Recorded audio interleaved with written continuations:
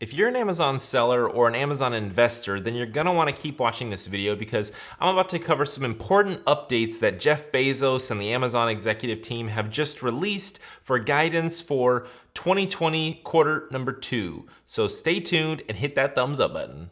All right, so the other day, Jeff Bezos just announced some key information about where they are taking the company in quarter 2 of 2020. And basically, they are saying that they are gonna be investing a boatload of money into the whole Rona situation and Rona related expenses and how they're going to be protecting their employees and what they're going to be doing with shipping times and logistics and all that kind of stuff. So that news to investors was not the greatest news because they're basically saying that it's about $4 billion that they're looking to invest within the second quarter, which is basically all of the money that they would have made in the second quarter of 2020. So what this means is, as a seller, they're investing in the good of the company and it's a long-term investment. So as an Amazon seller, I would say that's good. As an investor, I'd say it's good if you're a long-term investor, but if you're a short-term investor, like you're just trying to buy it and hold it for maybe a month or a couple weeks, maybe a bit of a rocky road. Jeff Bezos, everybody's quoting this, but basically he said the shareholders should just take a seat and breathe because it's going to be rough. But we'll see. They're the freaking biggest company in the world, one of the biggest companies in the world. So we'll see what happens. But basically, the stock came down 8% after Jeff announced all this news. So investors so far are not too happy about it. When I was trading it, and I am a shareholder in Amazon, when I was trading it, I was seeing it go up and up and up. It was at about $2,500. It was like $25 shy of $2,500 per share. And then all of a sudden it dropped down. And right now, as I'm recording this video, it's like at $22.80, $22.70, something like that. So it fell a couple $100, and it may still keep falling. So we'll see. But I really do think that it's going to pick up again and just continue with its upward movement. Now, a quick little fact if you didn't know, Amazon has over 750,000 employees. They just brought on like another 150,000 employees recently, so they got a bunch of people on their team. So as you can imagine, the overhead for those employees is pretty high, especially when you think about not only the salary you're going to be paying them, but also when you think about Rona situations, Rona protective gear, paid time off, health benefits. I'm sure that the health insurance for all of their employees may be increased a little bit during this time. But the expenses are definitely very high. So let me go ahead and just jump into some of these notes that I have here. So one thing that Jeff said is that instead of doing the minimal effort and just trying to get short-term profits, he's going to be doing a large effort, maybe not the maximum effort, but a very large effort in order to look for long-term profits and really protect the business over the long term from the evil villain who is Rona. So it says here, AMZ is doing a large effort to test more, keep employees safe with more personal protective equipment, and beef up warehouses and delivery infrastructure. So delivery infrastructure to me means that maybe we're gonna be right around the corner from faster ship times. A lot of Amazon sellers know that delivery times just got pushed way far out. And I'm an Amazon buyer. I buy a lot of products from Amazon. What I noticed is that it would say estimated delivery time, maybe it says a week or two out, but I was getting the product a lot sooner than what Amazon was estimating, which I think is really good. They're overestimating and then or they're over delivering basically. They're giving you better than what they promised you, which I think is really good, and that's gonna obviously keep people buying over the long term. For protective equipment, I can't even fathom what all they're gonna be doing. I would imagine gloves, face masks. They're going to invest in creating their own way to test more. So they're going to invest in their own testing ability. And then there's talks about, well, how can they monetize that? If they can create their own way to test their own, 750,000 employees, then can they then, and basically what Jeff is saying regarding that is once they have an abundance of testing and they're all set with their own internal team, then they can look at selling it, making money off of it, offering maybe you can buy a test kit from Amazon, we'll see what happens. But crazy stuff. I mean, a lot of money goes into running 750,000 employees. So another quote here is Amazon told shareholders it would invest its expected $4 billion into second quarter profit in the Rona situation efforts, including buying personal protective equipment. So basically what I just said, and building its own testing capability. Sorry to be redundant. So with that $4 billion in investment and with trying to clean up the whole health situation that they have here, the company said that due to this investment, it expects operating income for the quarter to be as high as 1.5 billion or as low as a loss of 1.5 billion. So that's the forward guidance for quarter 2020. So he's definitely not thinking that it's going to be very big for quarter 2 2020, but obviously I think that it's going to be bigger than what he's going to push out there. This guy seems like the kind of guy that's going to set your expectations here and then over deliver on them. Just like I said with the shipping rates, he's going to tell you a shipping time that's 4 weeks out and then he's going to deliver it in a week or a couple days, which can be frustrating to Amazon sellers because you don't want to lose customers because they think they're not going to get it for a month when really they're going to get it sooner than that. But I really, fingers crossed, I'm hoping that within the next 2 weeks from now, mid-May, maybe end of May, we'll be back to 1-day shipping, 2-day shipping on a lot of products, as well as no issues shipping in more inventory. You know, right now Amazon is slowly getting around to processing bigger inventory. I work with a lot of sellers. I run an agency where we work with a lot of sellers. By the way, if you want to work with me, you have any questions and want to book a call with me, head over to evolvemedia.agency and we can talk about how we can help you grow your Amazon business if you are an Amazon seller. But what I'm hearing from a lot of the clients that we work with is that Amazon is very slow right now in bringing in new inventory shipments and then getting that inventory updated on their website to then be able to, you know, start fulfilling orders back at their old rate.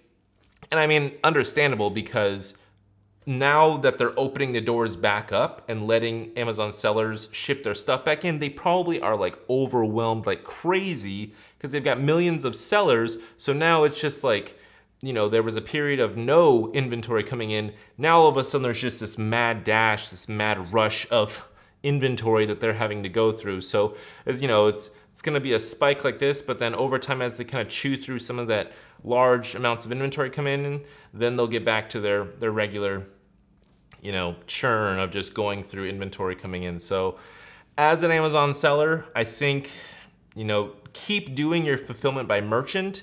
Keep also trying to send in your Amazon shipments, push in as much inventory as you can, because when that 1-day, 2-day ship time does come available, they're gonna push, if you have more inventory at Amazon, they're gonna push it to their different fulfillment centers around the country, and that's how you get better ship times, is when you have some inventory at their California locations, some in their Colorado or Utah or Florida, or, you know, if they can put your inventory across their entire network, that's gonna give you that faster ship time. So I definitely recommend, you know, have some inventory at your fulfillment by merchant, but also try to push in as much inventory as you can back into the Amazon fulfillment centers.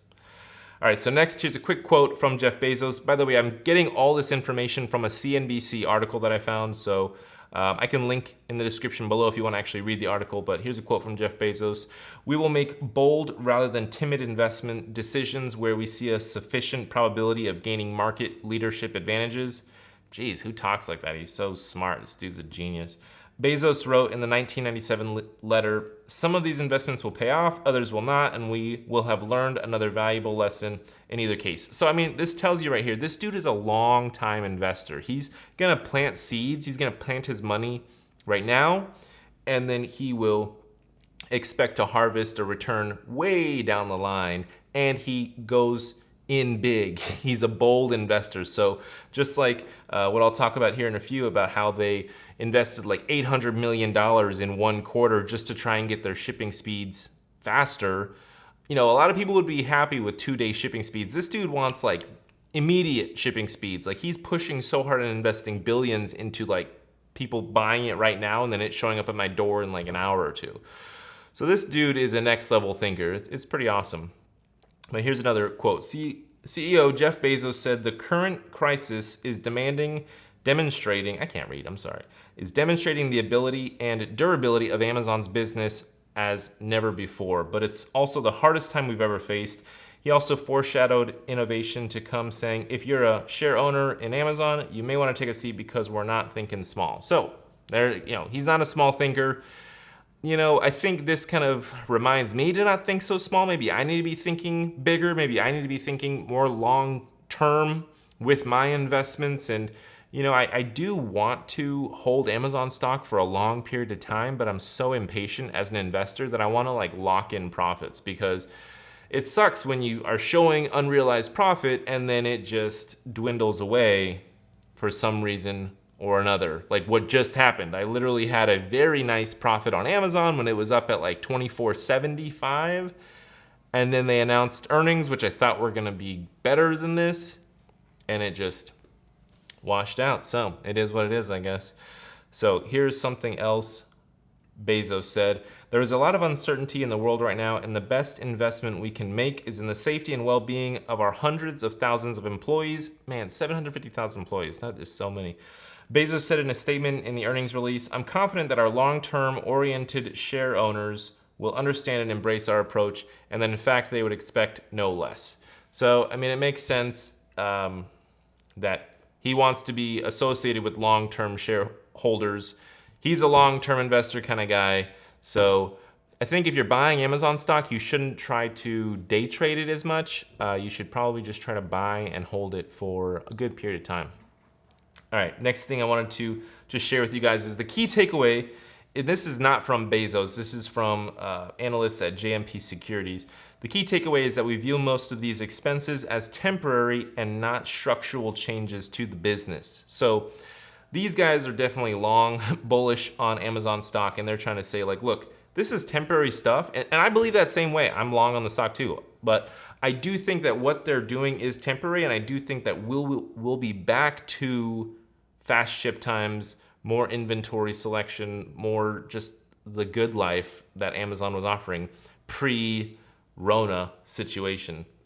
So they go on to say, not to mention, we view these investments as necessary and the right thing to do as more consumers rely on Amazon for everyday essential items. So Amazon is definitely seeing an increase in orders, and they just want to be able to handle those orders and that extra volume and those new customers in the most efficient way possible, which I like. I like efficiency, and they're always trying to improve their machine, improve their systems and processes. So that is pretty cool. This line of text right here says, it just reminds you that back in the day, I think a year or two ago, when they invested $800 million in a single quarter to go from 2-day shipping to 1-day shipping, that's pretty nuts. And the company said the investment would lower its profit margins, providing lower than expected outlook for the quarter as it beefed up warehouses and delivery infrastructure. So he's not these people running Amazon are not short-term profit